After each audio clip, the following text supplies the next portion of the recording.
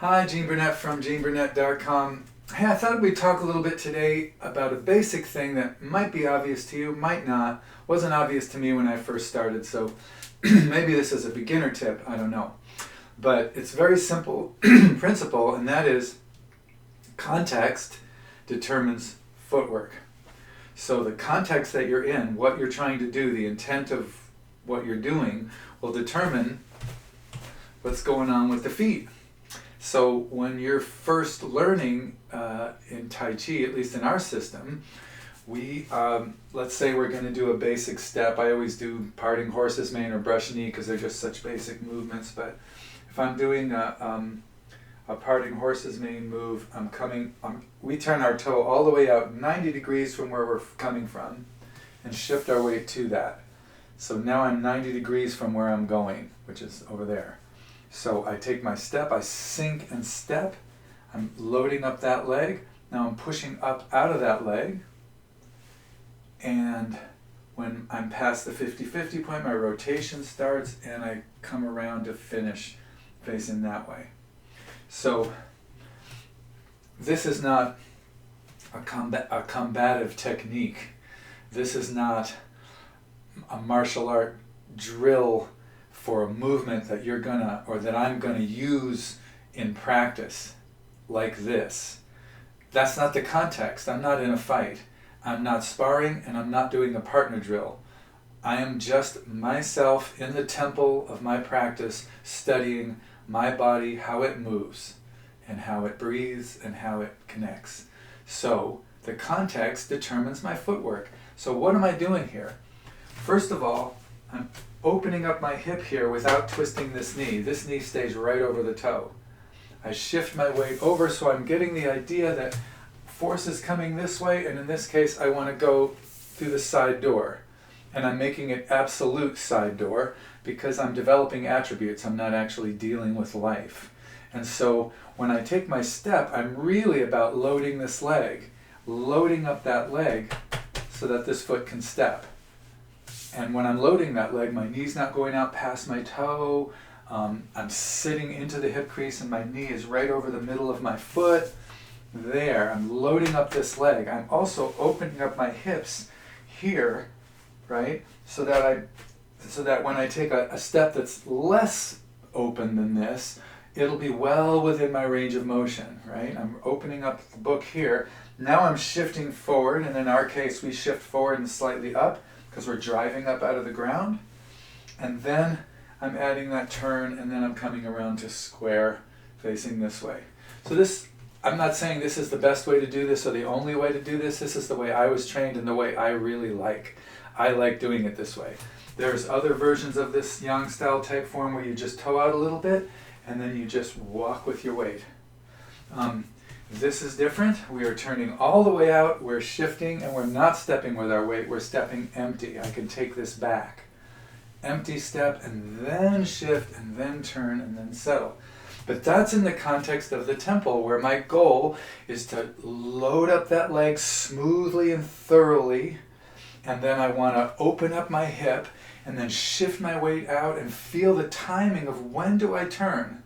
If I turn immediately, my back knee twists. If I turn when I'm done with my momentum, it's too late for the momentum, the waist to add anything, because it's not adding to anything, it's initiating it. It's not good for that.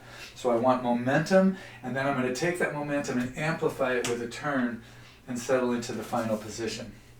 So context determines that footwork. That's what I want to train, so that's what I do with my feet.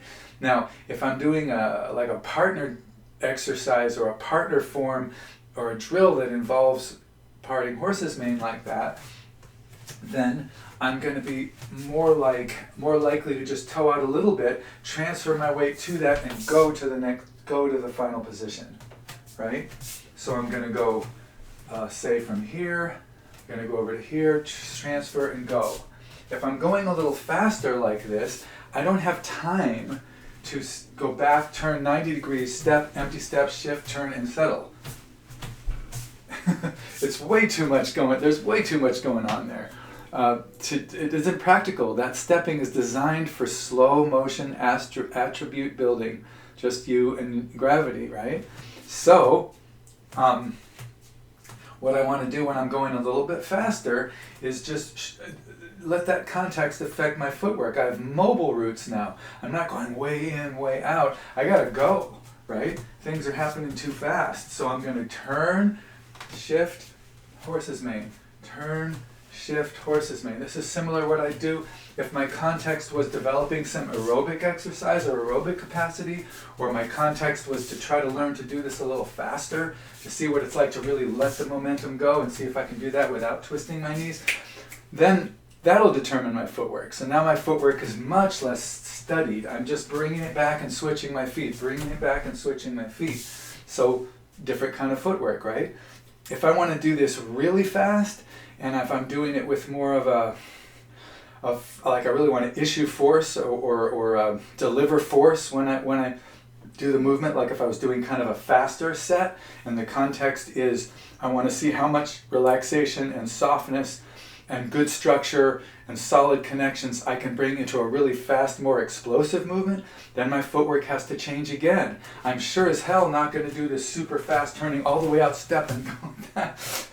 It happens too quickly.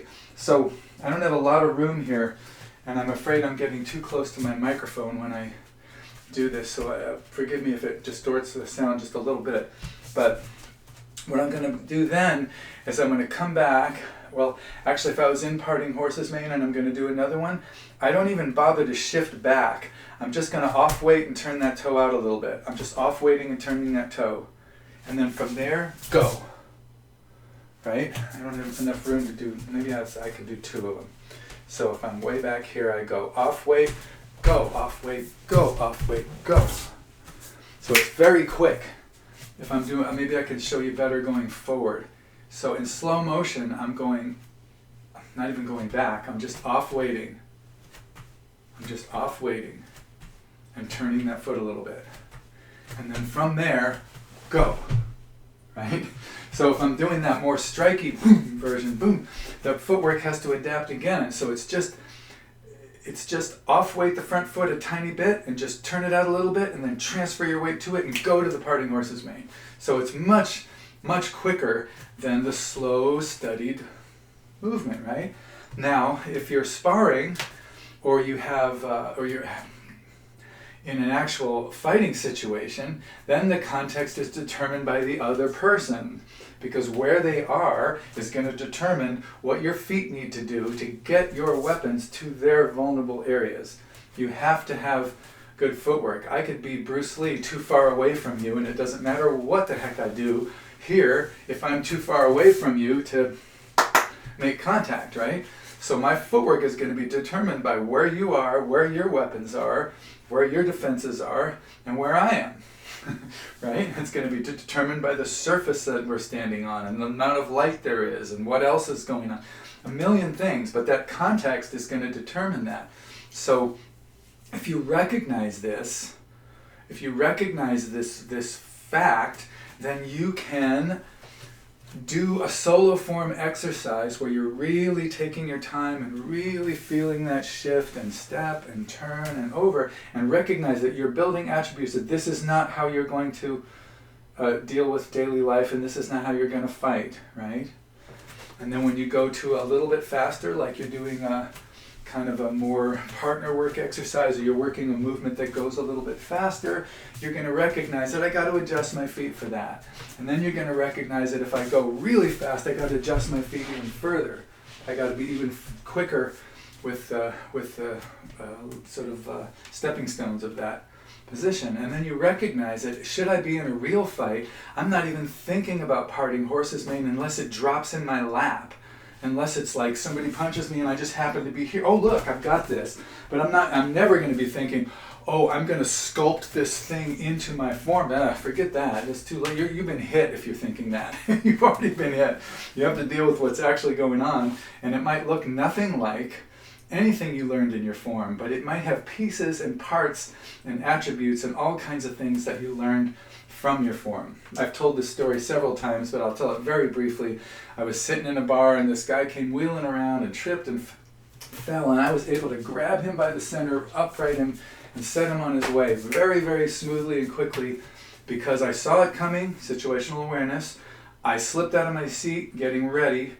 I started to move toward him when I saw him start to go. I increased my speed, distance management and speed and agility and legs, increased my speed because I saw he was falling faster than I thought he was, and then gluing myself to his center, understanding of physics, using my legs, not my arms, to lift him. He was heavier than me. Boom, got him back on his feet, set him on his way. So all those things I learned from Tai Chi, but none of them had anything to do with directly they didn't resemble any movement from the Tai Chi. So you put those things together, and my footwork was determined by where he was and how fast he was falling, right? So the context is what determines your footwork, not your dogma, not your form, not your map, none of that stuff, the actual context you're in. So when you're planning a journey, sure, the map is important. Once you're out in the territory, if the map is contradicted by the territory, if the map says there's a bridge and you look out the window and there's no bridge, I would say don't drive over that. Don't drive into that stream because the map says there's a bridge there, right? So you got to balance this stuff out. So anyway, context determines your footwork. So I'm sorry if this was super obvious to you. For me, it wasn't. I didn't know when I started. I thought, well, when something comes, I'm going to do this. And then I realized through time, no, we got to keep adjusting our footwork according to what we're doing. Thanks for watching today. I like to put out these videos in the hope that they are helpful. If they are helpful to you, I always appreciate it if you let me know. I do have a tip jar underneath the description of this video, and tip jars all over my website. And donations are always appreciated. I don't have commercials. I don't make a lot of money from this channel, but the main thing is to be useful. So if you find this useful, do let me know. It's always nice to hear. So thanks for watching. Appreciate it.